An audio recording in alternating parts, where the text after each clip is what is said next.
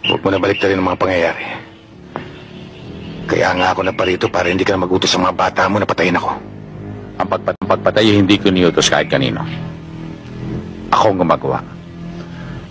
Kung niutos ko yun, patay na kayo lahat ngayon. Kung inutos ko rin, hindi ka makakalapit dito.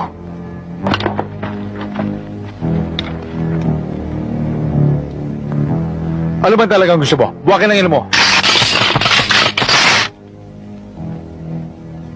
Dor, ang minumura, yun lamang mga kakaning itik. At alam ko sa mga nagmumura, mga walang bayag. Kahit anong oras, kahit saan lugar, dala ko ang bayag ko. Ang naalala ko lamang, baka yun sa'yo hindi mo dala. Bakit? Gusto mo bang makita?